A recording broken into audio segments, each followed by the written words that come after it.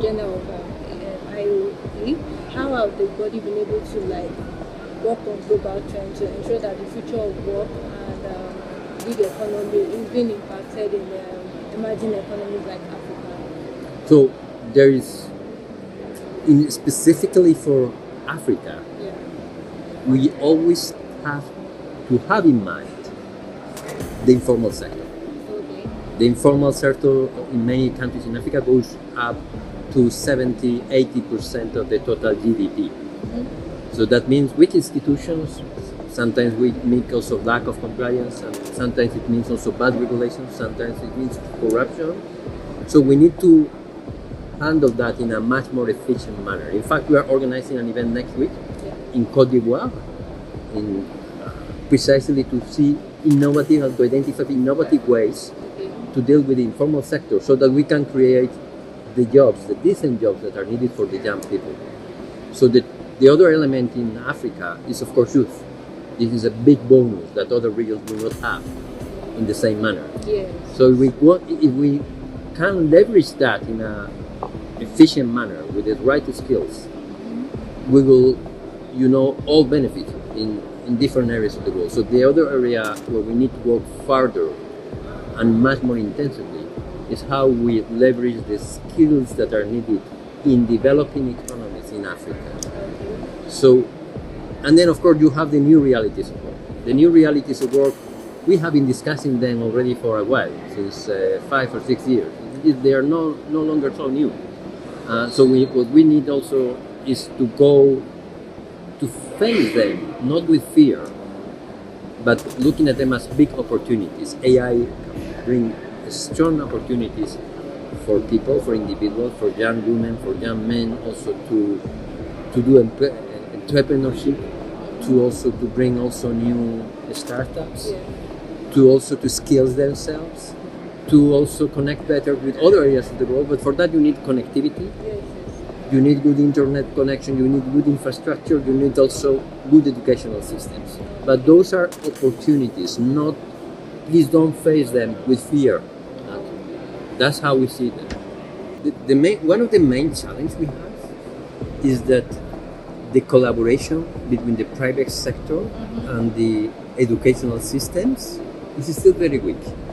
Okay. For many reasons. Sometimes for lack of coordination, sometimes for ideological reasons or fears Whenever we push for efficient partnerships between the private sector and the educational system, meaning by that, not just universities, but you have at other areas of the educational system, vocational training, but also at the main early educational system. Once you have this connection much stronger, you will be able to identify better the needs of the labor market. You'll be able also to provide young people well ahead the competence that they need, the mathematical skills, the scientific, the reading, the basic skills, but also the social skills, the human skills. We are firm believers that if we push in this direction of policy change, of good regulations, of good institutional framework for this collaboration between the private sector and the educational world, we'll get much better jobs, much more jobs also for young people in Africa, where you have this youth bonus that can make a huge difference also for the continent, but also for the world. There is a mentality issue among society, among employers, among also workers. I mean, we need more women, by instance, to do STEM competencies.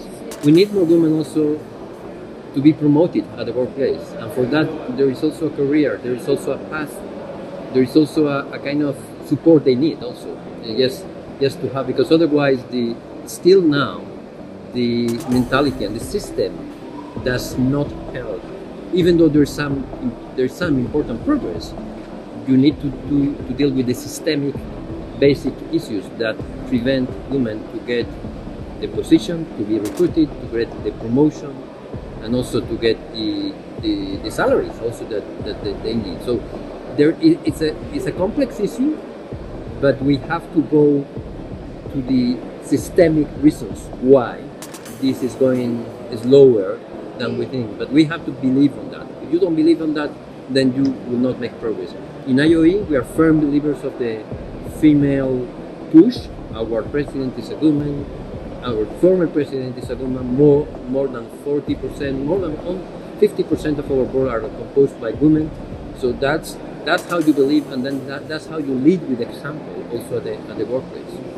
Okay, so lastly, sir, I want you to tell us, how does the digital economy, what role does the digital economy play in remote job, gig economy, and the future of work? So the digital economy is bringing amazing opportunities for young people, but for all kinds of individuals, in terms of skilling yourself, in terms also of access to new markets, in terms also of working more productively, in terms also of better connecting with your colleagues.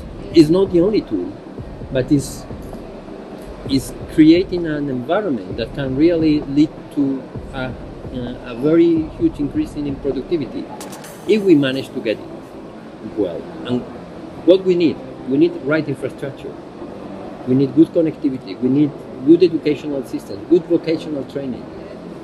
We need also a mentality. Normally young people have it. Senior people do not have this mentality also to grasp sometimes this digital economy, even though they are capable and more than capable also to get there. So again, if we deal with that in a holistic manner, you'll see a much better scenario, a better future for young people, for also the labor market itself.